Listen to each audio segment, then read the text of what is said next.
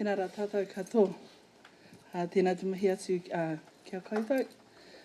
Te hau koinga kei te mihi. Ki te taha tōku tū whaia, nā uri no te tairāwhiti, no tūranga nui a Kiwa, ki te taha tōku pāpā, no Ngāti Kainunu me rongo mai wahine, ko Kipa Kipa tōku ngō nura tēnā koutou katoa. Woo, I'm nervous. Woo. But thank you for the opportunity to come and have a kōrero with you. Before we start, we'd like to introduce ourselves. So we're going to introduce our whānau Kipa here. So, Kia ora whānau. My name's Kipa. I'm from Palmerston.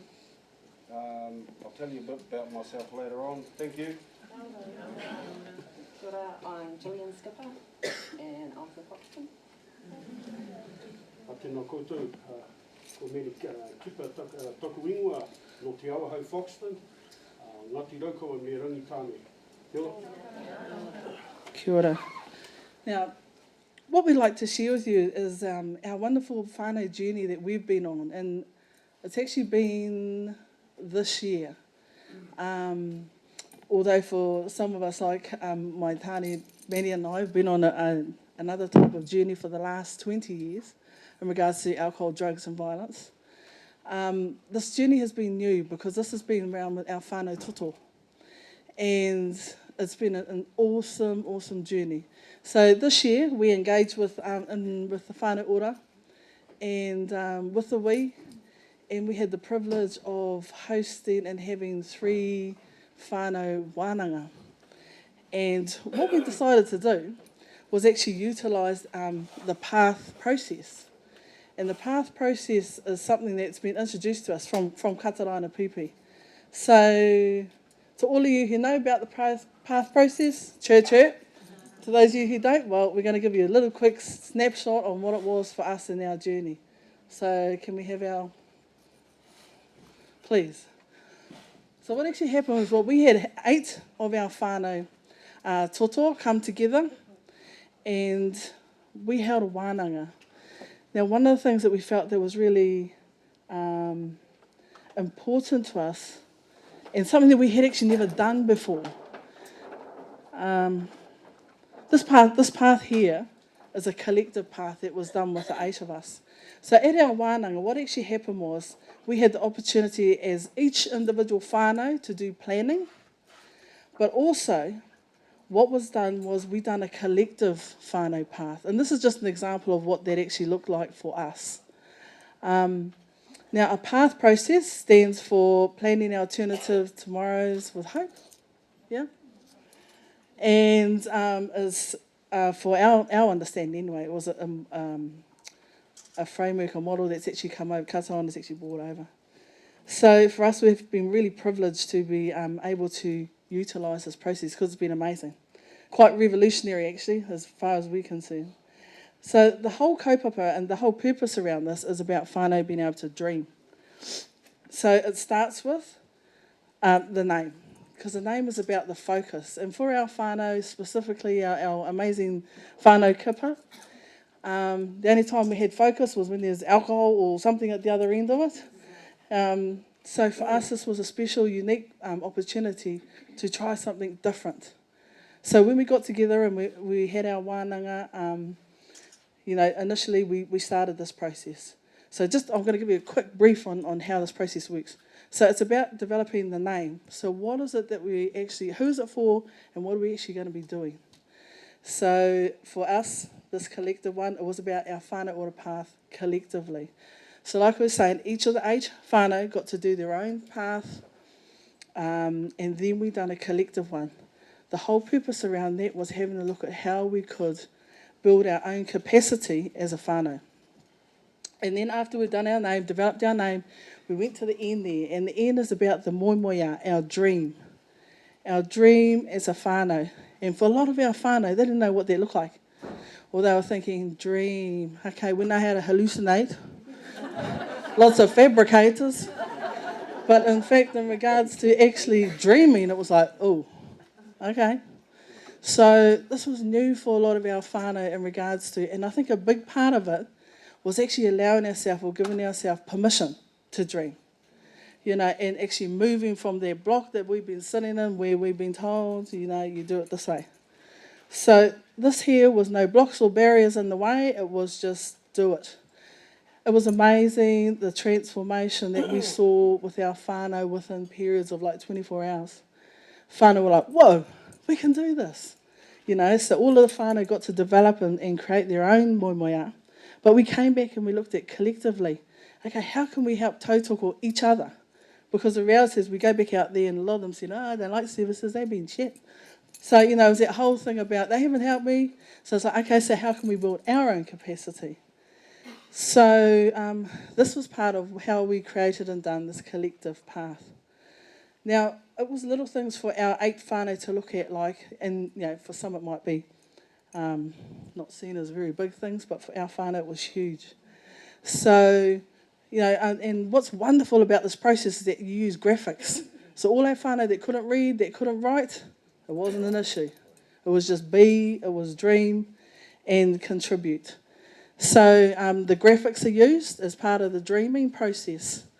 For our whānau, for instance, things like getting together and having fun, huge. How do we do that without being drunk, stoned, or punching each other up? Because that was the reality when our whānau got together. So we put down there that as a whānau, we wanted to collectively do that. How are we going to do that? We all looked at things like, you know, financial literacy, I heard Mason say. That was something that was really important to us. They know how to drug deal on the streets, they know how to hustle on the streets, but how about being financially literate and actually learning how to do that? So as a whānau, our economy, we were going to be more sound. So these were things that, for example, that the whānau identified collectively. Good health, we all decided that we needed to go and have warranted fitness. I think there's a few of us that failed our warranted fitnesses. But hei aha, that as a whānau, we decided that collectively, those were things that we actually wanted to do and have a look at it because, we just needed to have a look at it. So collectively, it was an amazing process to be able to do, like I say, not only individually for their own whānau, doing their own, but as the wider whānau. After the dream, we came into what's called the bubble, the positive and possible. So this is where we actually started bringing it from the dream into more tangible, accountable, and time frames. So we started to put a time frame on it. What does it look like? So we start bringing it in, we start pulling a couple of the dreams in and actually breaking it down into things that we can actually achieve and a date. So this is starting to keep ourselves accountable. Can you just lift it up a little? After the dreams, we had a look at what was important in regards to our values as a whānau. Now, it's really interesting. You don't sort of sit over the table and say, hey, what's our values? You actually don't do that. So for us, it was important to actually start thinking about what was important to us as a whānau. So our values were established. We talked about it openly as a collective whānau, as a wider whānau.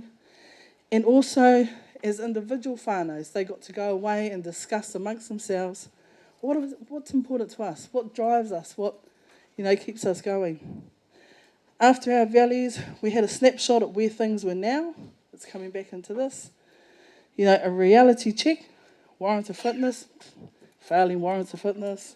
There was lots of breakdown, just stuff like that. So it was having a snapshot, what was happening now for our whānau. Then we started working through the process, so quickly in regards to who do we need to bring on board to help support us as a whānau to achieve our goal, our dreams. What do we need to build stronger, our skills that we needed. What skills do we have amongst us? Because that's another question we don't ask. What skills do you have? Or having a look at what the skills are. What would the blocks be? What would actually stop us from achieving our goals? And, we realised ourselves, finances, things like that. But it was really great to actually look at that because we didn't look at that too. And then start to actually break it down into first steps, a quarter of the way down towards our goal, halfway along what would we have achieved, and then when we get there. So this process we found was actually quite revolutionary. And And I think for us, it was just that whole thing of being able to move from one space to another. An amazing tool, and one that for our whānau has actually helped move our whānau. This thing here, this area here, is about how we feel when we get there.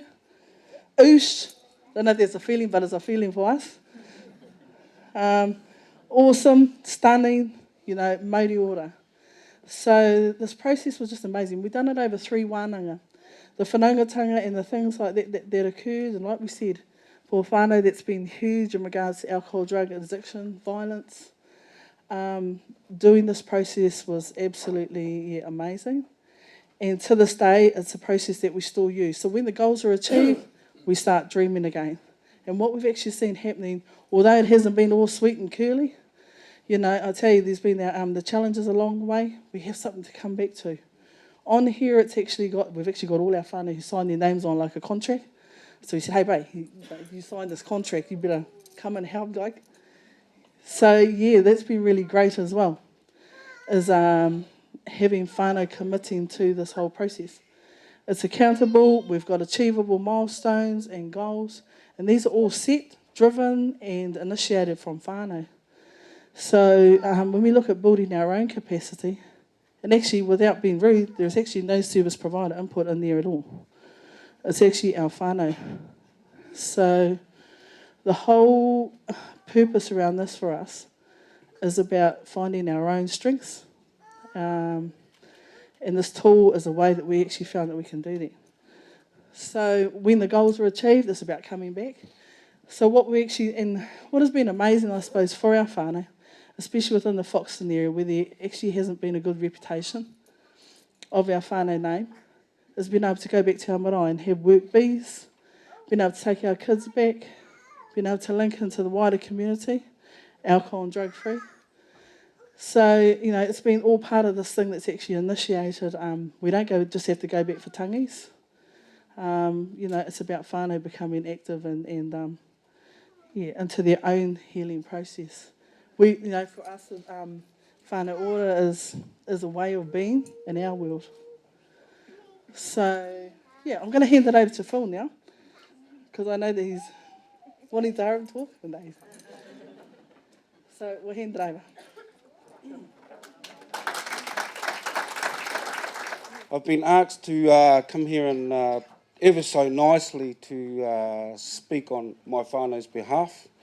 My name is Philip Skipper. I descend from Laukaua, Rangatane, Kahununu, that's my dad, Waimarama, and Ngai Tūhoi. So as a whānau, we come from a long line of kings and queens.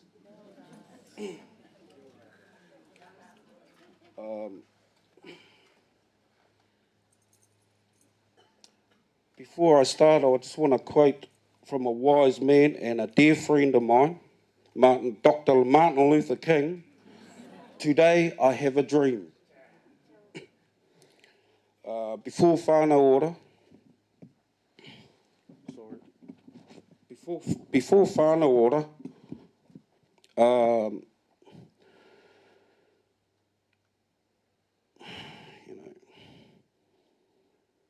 before whānau ora there was nothing. It was an empty void in my life,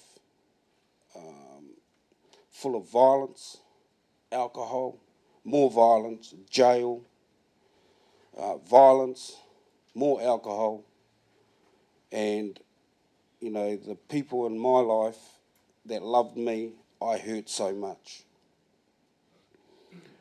I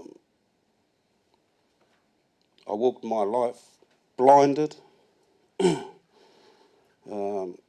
with confusion, turmoil, and uncertainty.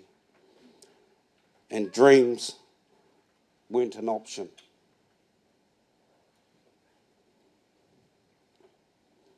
So many people I've hurt in my life with my hands. And,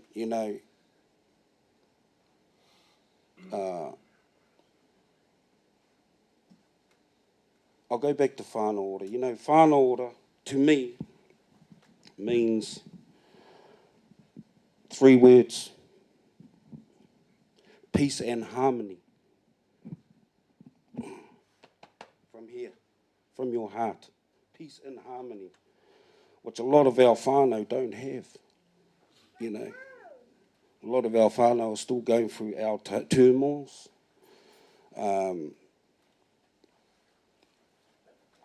When I was asked to join our journey, I was a bit sceptical about it. You know, nothing's going to help me. And I mean nothing. What I was really saying was, I don't need help. I can do it all on my own through what I know, and that's violence and alcohol. In my bubble, and what Kim had talked to you about, one of them was my wife now wanted to marry me. And that was our first, you know, our first wānanga. And I'm married now.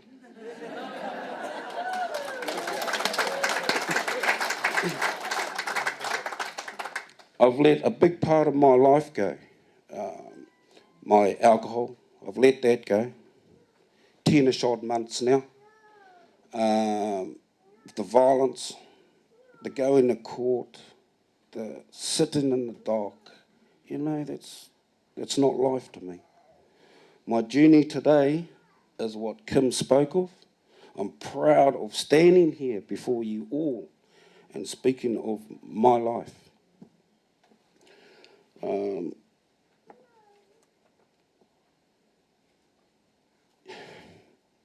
I really don't have much to add. That whānau ora doesn't work for you, you work. But it helps you put things into perspective in your life that means so much to you. You know, I was nervous. I've been nervous since, you know, already I'm sweating. I'm nervous as.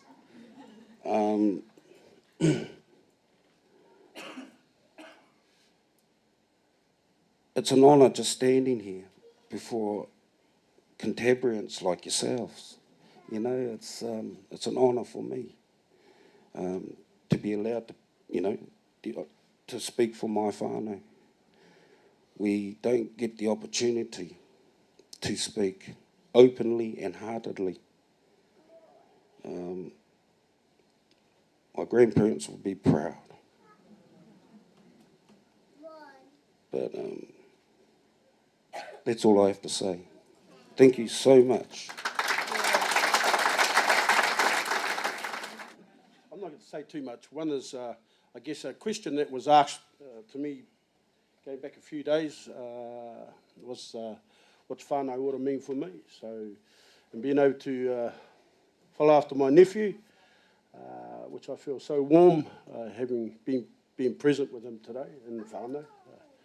As one was, you know, question that was put to me is, what's whānau ora mean for you? Well, and being able to listen to what's been shared. I'm the youngest of 22, born and raised in Alabama, Te Awaho, Foxton. And,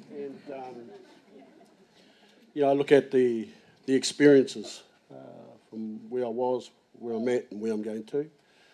Whānau ora, in my experience, has been really about discovering who I am. And I realised since a young'un growing up in such a big family, the importance of being loved, cared, and I guess one being just acknowledged for who you are. So, you know, the journey of coming off drugs and alcohol for the last 20 years and actually being able to stand today proudly, reclaiming or feeling the sense of being Māori, because I grew up hating and despising anything Māori. But, you know, today I stand here and I hear my nephew talking about grandparents, which is my parents, mother and father, and there's one thing I can't deny is the love of my mother. And today, only because I have myself today, and I'm comfortable with who I am, and it allows me to love my father. And without me, whānau ora doesn't exist in my life. But today I'm comfortable with me, and in that way, I'm connected to my whānau. And I'm on that journey now, really. Whakapapa, identity stuff. I also hear my nephew talking about wanting to head down to Raukawa, and however that's going to happen for him, because I believe he's got a new sense of life, a bit of tihei mauri order going on. So, you know, he wants to suck more of that stuff up, and he's desperately looking for a way to get into Raukawa. One is to be able to chase the language, the other one is the me ona tikanga, and one thing that keeps me warm about this whole process is a week ago, ever since he got married, man, can't hold the guy back anymore, but I love the fact when he breathes these life to me is about feeling happy, peaceful, and being able to say, you know, I want to do something meaningful in my life. I've done, through my past years, I've done everything to the best of my abilities, whether it was good or not so good.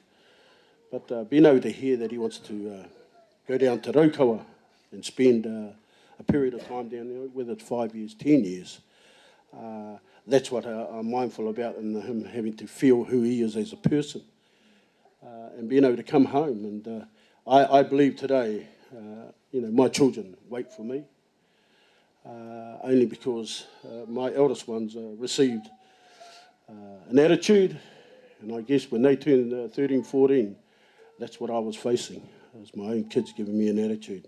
I really didn't like it. But, you know, today, hey, they know what I'm about, and I strive for excellence in my own ways, but I do it with whānau. And I share with my nephew, you know, even though you talk about doing something meaningful in your life, this is really about hapu. Because as long as you have a desire to come home and spend that time on the marae, I believe your children be looking to you when it's time for them to put the drugs and the alcohol down. So, yeah, I just feel good about that, and hey, it's good to be here. So, Māori meat.